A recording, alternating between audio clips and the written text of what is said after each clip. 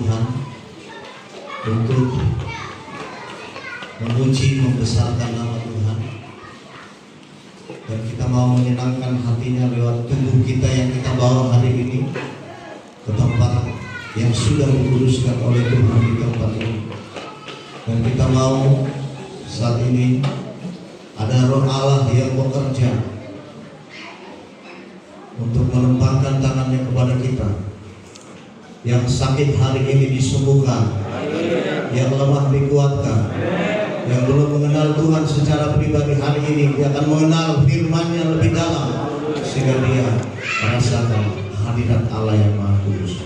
Hari ini saudara, mari ke Alkitab saudara, kita buka di dalam Perjanjian Lama, kitab Kejadian pasal 25 ayat 29 sampai 34.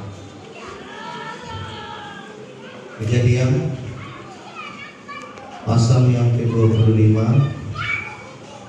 ayat 29 sampai dengan 34. Kita nanti akan baca secara bersama-sama. Sudah ditemukan?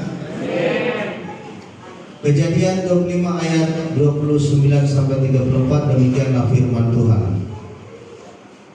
Kita baca bersama-sama. 1, 2, 3. Pada suatu kali Yakub sedang memasak sesuatu, lalu datanglah Esau dengan lihat daripada. Kata Esau kepada Yakub, berikanlah kepadanya aku minum sedikit dari yang merah-merah itu, karena aku lelah. Itulah sebabnya namanya disebutlah itu. Tetapi kata Yakub, juallah dahulu kepadaku hak kesulunganmu. Sahut Esau, sebentar lagi aku akan mati. Apa gunanya bagiku hak kesulungan itu? Kata Yakub, bersumpahlah dahulu kepadaku. Maka bersumpahlah ia kepada Yakub, dan dijualkanlah hak kesulungannya kepadanya. Lalu Yakub memberikan roti dan santapan kacang merah kepada Esau. Ia makan dan minum, lalu berdiri dan pergi. Demikianlah Esau memandang ringan hak kesulungan itu. Puji Tuhan. Tema firman Tuhan hari ini, jangan pernah menukarkan Yesus dengan apapun. Di sini kita membaca kisah klasik yang sudah begitu kita pahami sejak sekolah minggu saudara, bahwa Esau dibenci oleh Tuhan dan Yakub disayang oleh Tuhan. Kenapa Tuhan membenci Esau? Bukankah dia hanya meminta satu mangkok kacang merah, sup kacang merah dari adiknya? Apakah itu suatu dosa besar? Ya, Bapak Ibu Saudara, kita mau belajar hari ini. Ada satu hal yang kita anggap itu sangat sepele dan sangat remeh, tapi bagi Tuhan, ketika firman-Nya berbicara, maka jangan main-main dengan firman Tuhan, karena risikonya sangat besar. Bahkan murka Tuhan akan menyala-nyala. Kenapa Allah begitu murka kepada Esau? Karena dia menjual hak kesulungan itu, hak yang sudah dianugerahkan oleh Allah kepada dia. Seperti apa hak kesulungan? Pada zaman Israel sampai sekarang, Bapak Ibu Saudara, hak kesulungan itu sangat mahal. Kalau dalam keluarga ada mungkin 5 orang anaknya saudara, maka yang sulung itu ketika orang tuanya sudah tua, maka yang sulung akan menerima bagian 2 kali lebih besar dari saudara-saudara. Kalau yang saudaranya dapat 1, dia pasti dapat 2 dari harta warisan orang tuanya. Dan apabila orang tuanya sudah mati, maka dialah yang menggantikan orang tuanya. Dan dia sangat dihormati, anak sulung dimanapun dia berada. Dalam satu acara pasti anak sulung yang didahulukan. Suami itu malah kita kan siapa berlatar. Tapi di sini berbicara saudara tentang materi pada saat zaman Esau. Tapi implikasinya ke depan saudara dalam kaitan perjanjian baru bukan materi, tapi hak kesulungan adalah harta warisan dari surga. Janji keselamatan, berkat sempurna keselamatan dari Allah yang menjadikan kita menjadi karunia sulung roh, sehingga kita menjadi anak-anaknya. Puji Tuhan, kita menjadi anak-anak Tuhan yang diberi karunia Roh Kudus. Kita yang selayaknya dihukum oleh Tuhan, tapi karya keselamatan Yesus ketika darahnya tertumpah di kayu salib, itulah hak kesulungan saudara dan saya karena saudara percaya kepada Yesus. Nah, saudara, seperti apa ceritanya Esau ini, saudara? Ayahnya adalah Yakub, Ishak, istrinya Ribka. Ishak ini sangat sayang kepada Esau, dan Ribka istrinya sangat sayang kepada Yakub. Berbeda, jadi lain sayangnya bapak sama ibu. Sebenarnya ini tidak bagus ya. Kalau dua anakku holong itu dua nih, kamu bisa menghidup mulut dua anak opat, kurang baik kamu pilih kasih sama. Nah saudara, di sini kita lihat kasusnya bapak ibu saudara. Ketika Ishak sudah tua, dia berkata kepada Esau, "Nama tua aku sudah tua. Suatu saat nanti aku tidak bisa lagi berfungsi bekerja. Tolong berburu kepada hutan, carilah domba untuk kita potong, kita makan, dan asalnya mau makan, berikan aku makan." Nah, saudara, Ribka mendengar ini, saudara, istrinya, dan dibuatlah suatu persekongkolan, saudara, bahwa Yakub pergi juga berburu. Lalu Yakub yang duluan sampai, lalu diberikanlah kepada ayahnya yang sudah tua, yang sudah pikun, tidak bisa melihat lagi dengan jelas. Lalu dipersembahkanlah makanan kepada si Ishak, karena sudah tua pikun, tidak begitu curiga, hanya berkata, "Bah, semenang atau mau Esau lo hidupnya usul." Tapi karena dia sudah tua, Yakub meyakinkan bahwa dialah Esau. Nah, kenapa ini bisa terjadi, saudara? Karena pernah ketika Esau sedang lelah dari padang untuk menggembalakan domba, karena hasil hidup mereka adalah beternak, dia lelah. Lalu ketika dia sampai di rumah, dia melihat Yakub sedang memasak kacang merah supnya. Mula sebenarnya kalau saya belajar dari firman Tuhan dan saya lihat, saya cari, kacang merah itu sebenarnya kalau di Indonesia itu lentil. Saudara tahu lentil? Kacang lentil. Ini yang disop, dibuatlah daging di sana, dibuat lagi, ya bawang-bawang dan lain sebagainya. Warnanya jadi merah. Nah, Esau begitu capek sehabis dari padang menggembalakan dombanya, saudara. Lalu dia minta kepada Yakub, "Berilah aku semangkok kacang merah itu, sedikit saja, semangkok saja." Tapi Yakub berkata, "Jual dulu hak kesulunganmu, baru saya kasihkan semangkok sup kacang merah." Lalu Esau berkata, "Ya udah, saya berikan aja hak kesulungan, kan aku juga nanti sebentar lagi mati." Lalu diberikanlah oleh Yakub semangkok kacang merah, dijual hak kesulungannya. Nah, saudara, kesempatan inilah yang dipergunakan oleh Ribka dan Yakub untuk mengambil alih posisi sebagai anak sulung. Lalu diberkatilah Esau, diberkatilah Yakub sebagai anak sulung oleh Ishak. Dan ketika setelah Esau kembali dari padang juga, saudaraku, dia mempersembahkan juga domba untuk ayahnya.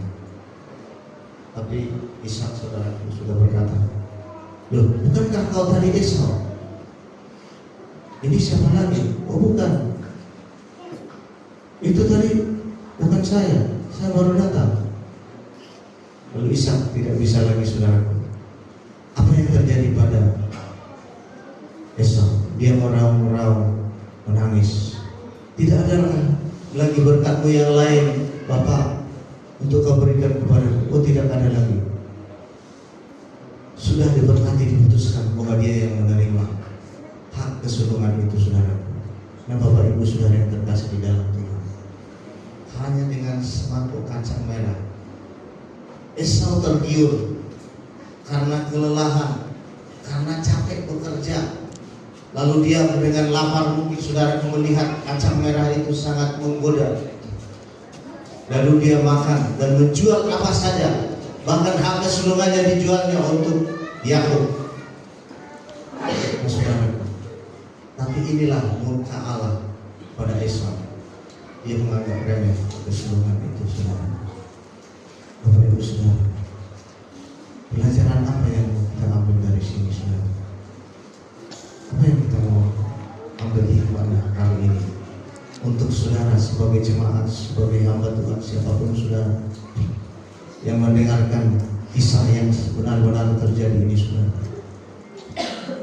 Karena begitu lelahnya, lo jadi Indonesia Esau,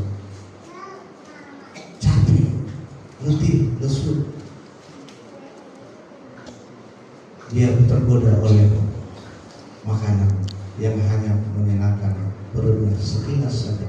Sesudah itu lapar lagi.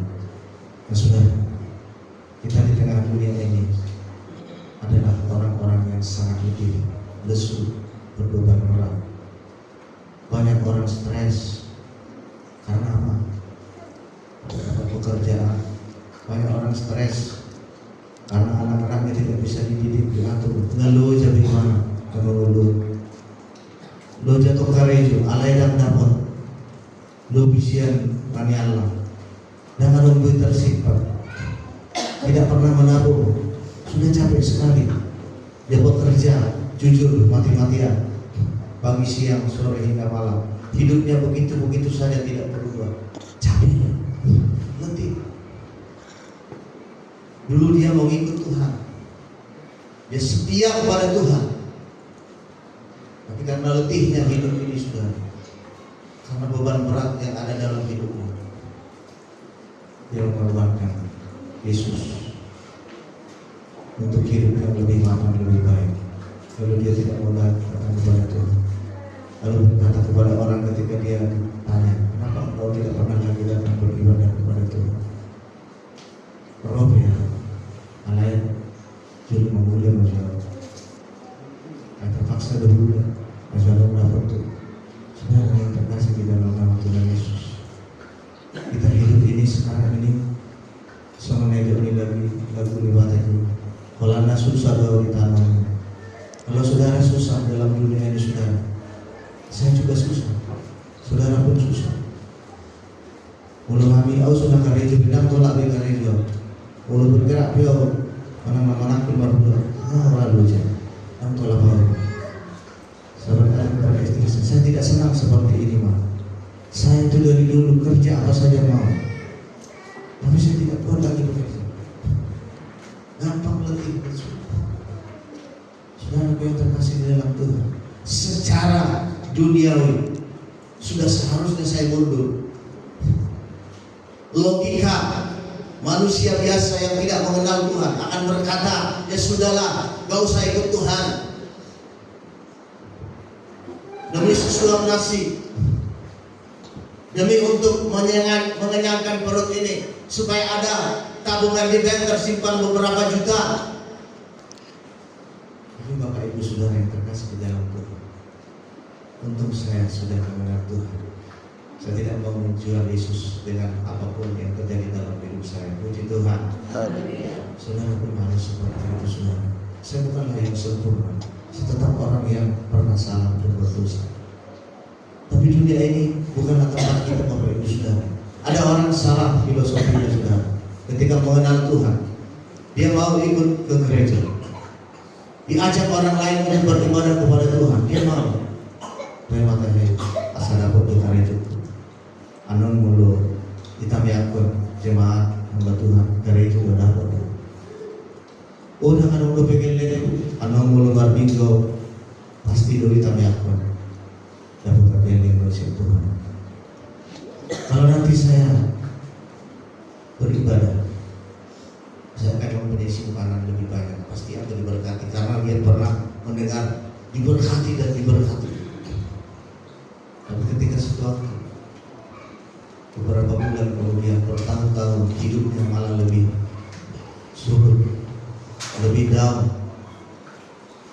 Lalu saudara dia berdoa, saudara hati-hati dengan kepengikutanmu kepada Yesus. Saudara jangan ikut Tuhan supaya saudara menjadi kaya. Saudara mengikut Tuhan supaya saudara harus sembuh. Ada banyak orang sampai ke surga bukan karena dia disembuhkan. Rasul Paulus sampai mati, dia tetap ada penyakit, tapi dia tabah, dia tidak tergoda seperti Esau, karena dengan semangkuk kacang merah. Saudara, sekarang ini kondisimu seperti apa? Engkau punya beban masalah dalam hidupmu. Perjuangkanlah, jangan sampai engkau tidak datang kepada Tuhan. Tapi tetaplah berseru kepada Tuhan.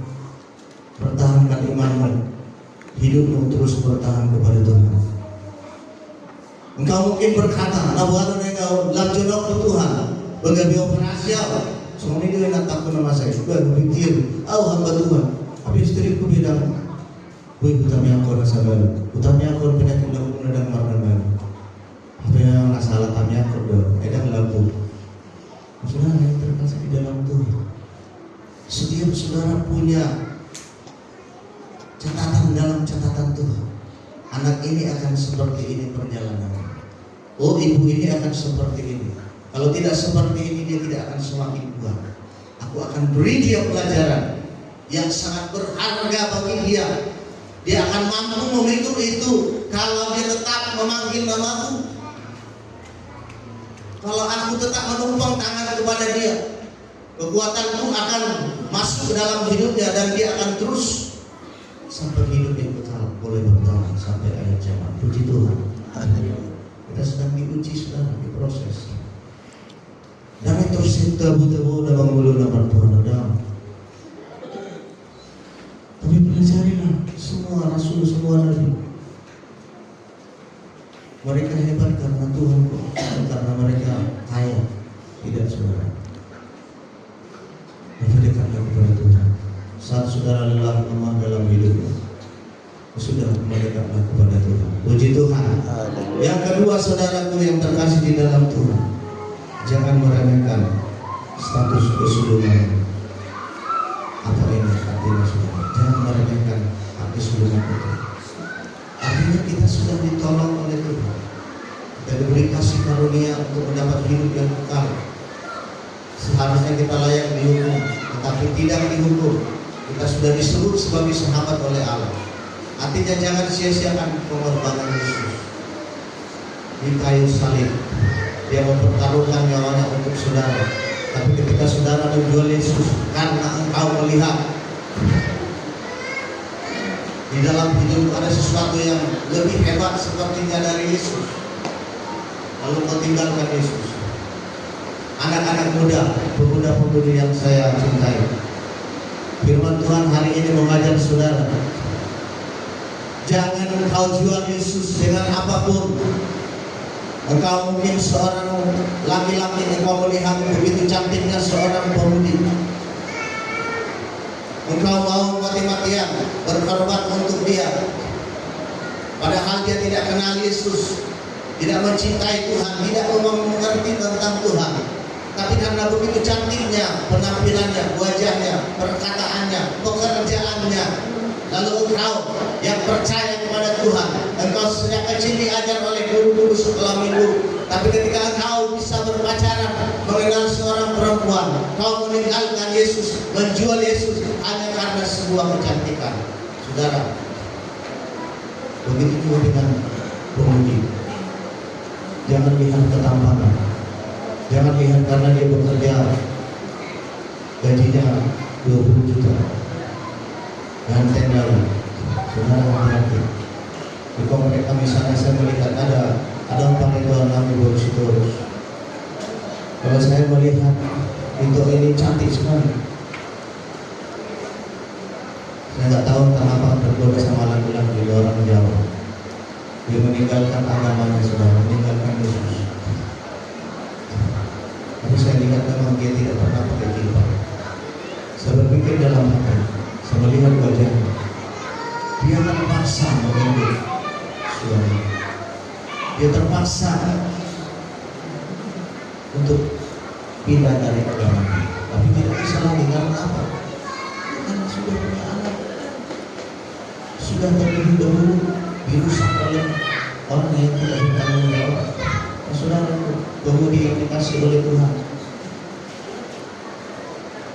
Jangan kau jual Yesus dalam hidupmu karena seorang laki-laki, tapi pilihlah saudara seorang laki-laki. Kalau saudara mau mencintai seorang laki-laki, jangan kau lihat hartanya. Sama guru saya Yesus katakan begitu, jangan hartanya kau lihat dia. Jadi apa? Lihatlah apakah dia cinta Yesus, apakah dia sudah kenal Yesus. Itu yang pertama kau lihat. Lalu yang kedua, dia harus mencintaimu. Karena dia tidak mencintai Yesus, nanti kalau engkau kenal dia, kau menjadi istrinya karena dia kaya, karena pekerjaannya bagus, gajinya besar, kau mau diceraikan, mau dipukuli, mau ditampar, itu suka-suka dia. Karena apa? Kau sudah mencintai pekerjaan. Kenapa? Dia tidak cinta Yesus. Tapi sekalipun mungkin laki-laki itu ya biasa saja kerjanya, jangan pula yang pemalas ya. Dia biasa kerjanya, tapi dia cinta Yesus. Dia selalu datang memuji Tuhan. Dia selalu baik hatinya, dia selalu benar dan selalu mengandalkan Tuhan. Sekalipun gajinya hanya boleh enggak, percayalah Tuhan Yesus akan memberkatimu. Puji Tuhan. Jangan engkau tergoda menjual Yesus hanya karena kegantengan, hanya karena kecantikan. Hari ini saudara, banyak orang sangat sepele dengan ibadah. Bahkan keluarga-keluarga saya melihat saudaraku yang sudah lama tidak beribadah, mereka anggap remeh sekali dengan ibadah seperti ini. Mereka menganggap ya sudahlah, nanti kan bisa beribadah. Gampang itu. Seperti remeh kepada saudara. Tapi lihat bagaimana Ishak menolak Esau untuk diberkati. Dia meraung-raung, menangis, tidak ada lagi kabarkan yang lain sama aku Bapa. Tapi bisa berkata tidak ada lagi. Saudara yang terkasih dalam Tuhan, jangan sampai menyesal. Keluarga-keluarga yang sudah lama tidak mengikut Tuhan dengan anggap sepele ibadah seperti ini, di mata Tuhan ini sangat besar. Puji Tuhan. Sekalipun engkau kecil di mata saudara-saudaramu, sekalipun engkau hina, sekalipun engkau tidak terhitung karena engkau miskin, karena engkau jelek atau apapun saudaraku, tapi di mata Tuhan engkau begitu berharga. Seperti pujian kita yang pertama tadi, karena kita begitu berharga di mata Tuhan. Jadi perhitungkan oleh Tuhan, kita biji mata Tuhan. Tidak mau melihat mulia-mulia di tempat ini jadi korban narkoba lah, korban mabuk-mabukan. Saudara yang terkasih di dalam Tuhan, simpanlah firman itu di dalam hidupmu. Renungkan pagi, siang, sore hingga malam hari. Jangan takut kalau orang berkata kepada engkau alay, ketinggalan zaman. Tak apa-apa. Jangan engkau seperti Simpson. Saudara tahu Simpson, saudara tahu Delilah. Tuhan sudah mengingatkan Simpson agar tidak bergaul dengan orang sore yang tidak mengenal Tuhan. Tapi Delilah adalah seorang wanita yang sangat cantik. Dia tidak mengenal Tuhan. Dia hanya pura-pura cinta kepada Simpson. Apa yang terjadi saudara? Dia mengkhianati Simpson. Dia mengasih tahu rahasia kekebalan tubuhnya. Lalu murka Tuhan menyala-nyala saudara. Lalu dia mati bersama tiang roboh. Padahal dulu Simpson sangat hebat dipakai Tuhan, tidak mempan oleh firman Tuhan. Hari ini saya tegaskan kepada kita semua, belajarlah melihat bagaimana Yesus itu sangat besar di dalam hidup. Dia bisa melakukan apapun di dalam hidup saudara. Yang tidak bisa memikirkan hari ini Tuhan akan mulai menyatakan rahasia firman-Nya kepada saudara. Dia akan menolongmu, masa depanmu cerah dan indah pada waktunya. Puji Tuhan. Tuhan adalah Allah yang sungguh hebat. Kita tidak pernah bisa prediksi apa yang Tuhan lakukan bagi kita, bagi saudara 10 tahun ke depan. Anak-anak muda yang dikasihi Tuhan, saudara sekarang sudah SMA mungkin, mau tamat atau sudah tamat. Tuhan itu yang sangat hebat dengan segala rencananya. Engkau tidak akan bisa prediksikan. Engkau nanti sesudah tamat kuliah atau engkau sedang bekerja, engkau tidak bisa prediksi engkau itu jadi apa. Sekalipun engkau pintar, engkau sarjana S1, S2, S3, tapi engkau belum bisa memprediksi suatu waktu engkau tidak tahu engkau menjadi seorang apa. Engkau kuliah apa sekarang? Misalnya nanti ketika engkau sudah dipakai oleh Tuhan, misalnya apa yang kau pelajari hari ini di kuliahmu saudara tidak berhubungan dengan pekerjaan, tapi sekalipun seperti itu, mungkin itulah yang terbaik dalam hidup saudara. Terlihatlah rencana Tuhan. Puji Tuhan. Saya pun tidak berpikir saya menjadi hamba Tuhan. Tidak pernah terpikir sedikit pun. Tidak pernah sedikit pun saya berpikir bahwa saya akan berdiri di sini menjadi seorang hamba Tuhan. Tidak pernah. Tapi karena proses Tuhan yang begitu panjang dalam hidup saya, yang merenovasi seluruh hidup saya, sikap karakter saya diubahkan perlahan-lahan saudara. Allah, saya katakan luar biasa. Tidak terprediksi apa yang kau buat lagi dalam hidup saya, apa yang mau kau kerjakan lagi Tuhan. Dalam keadaan seperti ini, apa yang bisa saya kerjakan Tuhan? Untuk saya sudah sekian, apa yang bisa saya perbuat lagi Tuhan? Saya tidak bisa kalkulasi lagi apa yang akan saya kerjakan. Tapi Tuhan selalu memberikan pekerjaan bagi saya untuk melakukan kemuliaan bagi Tuhan. Dia sedang menggodok saya, mengubah saya di masa tua saya. Tuhan akan memproses hidup saya sebagai hamba Tuhan yang menjadi berkat bagi banyak orang. Tidak perlu digaji, tidak perlu diberikan apa-apa, tapi Tuhan menyediakan upah mahkota saya besar di surga. Puji Tuhan. Saudara kelihatan sebagai Tuhan. Jangkaulah Tuhan di tempat yang maha tinggi. Jangan kau dengan doamu. Ketika kau menjangkaunya ke tempat yang maha tinggi, Dia mendengar ketukan pintu dari surga, maka Dia akan turun pada hidup saudara. Dia akan menumpangkan tangan kepada saudara, Dia akan memberkati saudara. Tapi itu terjadi karena ada doa-doa yang hidup. Seperti Daniel yang terus menaikkan doanya ketika dia terancam nyawanya. Doanya ditawan oleh kuasa si jahat 21 hari lamanya untuk tidak sampai kepada Bapa. Tapi doanya tidak pernah berhenti. Mulai pagi, siang, dan malam hari, doanya yang mulai ditangkis oleh kuasa iblis, tapi oleh kuasa Yesus dia didengarkan suara permohonan dia. Kasih dalam Tuhan. Pelajari firman Tuhan. Jangan hidup seperti orang lain saudara.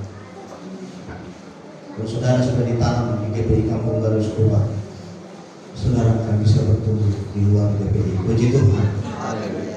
Tanaman di tempat ini adalah tanaman yang datang dari surga. Kalau saudara remaja pemuda-pemudi, saudara mau bapak atau ibu, di sini tempatnya kita belajar untuk merendahkan hati kita. Mari kita renungkan firman Tuhan. Sekarang ini saudaraku, ada banyak orang yang statusnya agamanya tergantung keadaan. Jadi kalau melihat fenomena yang terjadi sekarang ini saudara, udah berjelma agama dan ditentukan di mana dulu. Tergantung keadaan. Kalau dia kira-kira menguntungkan dalam hidupnya, oh agamaku Muslim. Kalau tidak, ya sudah ateis. Sudah tergantung keadaan. Hati-hati saudara. Jangan mau tergantung keadaan. Tapi prinsipnya adalah bahwa Yesus tidak akan pernah tertukar di dalam hidupmu. Dia akan selalu ada di dalam hidupmu sampai selama-lamanya. Puji Tuhan. Yesus adalah Raja Tuhan kita yang maha dahsyat. Dia adalah Tabib yang ajaib juga saudara. hari ini dia sudah berbicara kepada kita supaya kita jangan menggantikan kedudukan Yesus yang sangat besar itu di dalam hati kita masing-masing. Jangan kau gantikan dengan sosok seperti apapun. Mungkin kau punya Yesus yang lain. Jangan kau coba-coba memasukkan Yesus yang lain dalam hidupmu sebagai sosok yang akan mengajarimu. Atau mungkin ada nabi-nabi palsu atau agama-agama palsu yang berkata bahwa inilah Tuhan yang benar. Tidak ada Tuhan ketiga Tuhannya. Tuhanmu tiga. Banyak orang sekarang berkata kepada orang Kristen, kok Tuhan tiga? Ada Bapa, Roh Kudus dan Anak. Saudara yang terkasih di dalam Tuhan, saya rindu memberitakan ini dalam Alkitab tentang Tritunggal, saudara. Tapi belum ada waktu. Banyak orang tersesat. Banyak penyesat berkata, kok Pak, Tuhanmu tiga? Coba kau pikir, bagaimana itu Tuhanmu manusia? Saudara, jangan mau tertekan. Saudara harus belajar dari firman Allah bahwa Yesus adalah Tuhan. Sudah ada sebelum Abraham ada. Dia sudah menjadi Tuhan, bukan dituhankan. Karena sudah terima kasih dalam Tuhan. Jangan mau satu sosok apapun di dalam hidup saudara yang merajai hidup saudara, yang mau mendominasi hidup saudara, yang memimpin hidup saudara. Tapi datanglah kepada Yesus. Puji Tuhan. Yesuslah kasih jiwa kita. Karena Dia kasih jiwa kita saudaraku. Dia akan menilai cinta kita kepada Dia. Kasih jiwa kita artinya seluruh jiwa kita pertaruhkan untuk Tuhan. Seperti apa kasihmu kepada Tuhan? Apakah separuh-separuh, setengah-setengah? Dia nilai itu saudaraku. 3 hari doa untuk mengajar Tuhan. 3 hari doa bertanya Tuhan. Dia nilai saudaraku. Kalau engkau ketika menderita saja datang kepada Tuhan, Dia tahu ketika engkau butuh aku, engkau datang kepada aku. Tapi ketika engkau butuh aku, tapi cinta membela tulus dan benar kepada Yesus Kristus. Ketika engkau sakit, karena datang kepada Tuhan. Amin. Ketika engkau lemah, datanglah kepada Tuhan. Tapi ketika engkau sudah kaya, sudah diberkati oleh Tuhan, engkau yang dulunya rajin ibadah, hari-hari ini kau anggap sepele apa yang sudah diberikan oleh Tuhan. Saya banyak melihat saudara-saudara kita yang sudah makmur secara duniawi, sudah diberkati pekerjaannya, yang dulu rajin beribadah kepada Tuhan, tapi ketika sudah diberkati oleh Tuhan, dia meninggalkan persekutuan itu. Udahlah kau bapak biasa aja deh. Allah paling nanti 8 orang, paling 7 orang, bosan. Saudara yang terkasih di dalam Tuhan, ketika ada 2-3 orang berkumpul di dalam nama, aku ada di tengah-tengah mereka. Puji Tuhan. Mudah-mudi ketika mungkin mudah-mudi hari Sabtu yang berkumpul ada 6 orang, 7 orang, jangan saudara kecewa. Di situ pun ada Yesus. Amin. Ketika kaum ibu mungkin hanya 4 orang yang datang, di situ pun ada Yesus. Firman-Nya tidak pernah gagal. Dia ada. Ketika engkau dengan istrimu di rumah, Dia ada. Paling sedikit 2 orang, 1 orang pun Tuhan datang. Yang penting suaramu engkau sampaikan kepada Tuhan. Engkau akan didengarkan suaramu. Jadi jangan kecewa. Meluber betul Bapak on. Ono para Tuhan istri. Perlu dihitung di sini pertama. Itu seperti saya saudara.